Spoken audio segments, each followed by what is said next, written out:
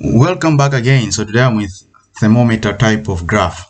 So this presents the percentage in terms of temperature. So it can be for key performance indicator, KPI, or goal setting, or some sort of motivation. So for my case, at the end of this video, we'll be having such a thing like a sort of thermometer graph, which links directly with the numbers. For instance, here, this is 20%. If I try to change here to 50, then enter, you see it goes to 50. So if I change to 80, bingo, it goes to 80. So let us start. Let us get our hands dirty. Okay, I'll start first by copying this. This is an image which you need to have it here. Paste this is an image which you need to have it here. And obviously I'll get this information so that I can link it directly. So I'll try to keep it here, permanent temperature, percentage temperature. Okay. So I have this. So first things first, you need to select this, then go to the insert button, then insert a bar chart or a column chart. This one like this. So I'm going to delete this. I'm formatting it now. Obviously, then I'll put this percentage. Now this goes 0 to 80. So you need to format this axis so that it goes way beyond to 100%. So make sure you go upon clicking here, this format axis. Then you go maximum minimum. So it should be to 100%, which is 1. Bingo, have it to 1. Then there you are. Then let us try to play around to see if this might work at the end of the video. So if you put 50, see it goes to 50. Bingo. So now let us try to insert this bar graph into our thermometer. So let us remove unnecessary first stuffs like this one here. This one, delete. Yeah, we're keeping it, giving a better visual. Then I remove this percentage also. Bingo. Then I change the color. Format here, shape fill, I put it red. Okay, then we have such a thing. Then let us go now to fill it now. I'll go to the plot series. I'll put it to percentage. As the way you move to 0, the way you decrease the gap width or the bar width. So I'll put 80.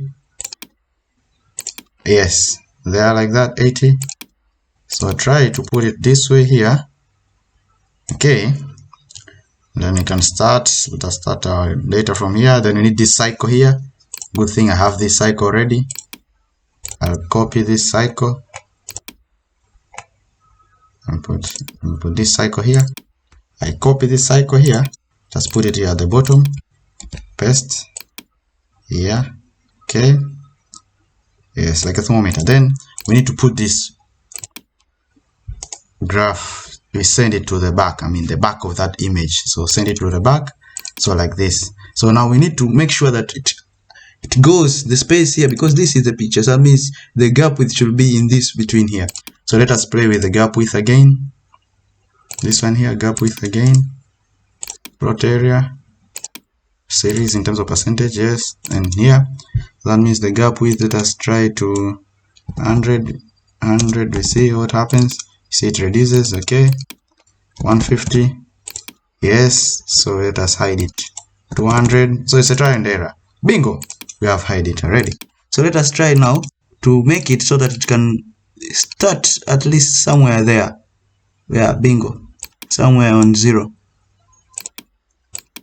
Bingo, there you are. Then let's put this cycle of ours in a way, such a thing. Okay, so let us put it, should be in 50%. Yes, bingo. Let me use shift because I need shift to be very accurate. There you are. So it is 50%. So let us try to now with 60. Let's see. Wow. Bingo. There we go.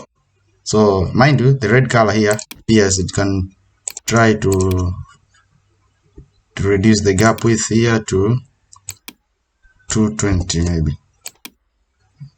Don't show again. So you see we have 60%. So let us put maybe 80. Bingo. Then let us go for 100.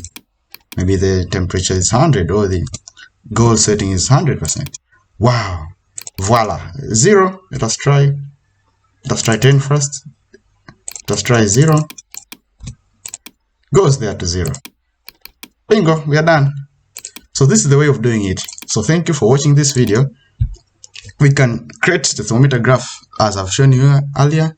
So make sure you enjoy the video, share to your colleagues, and more practice on Excel. Thank you for watching.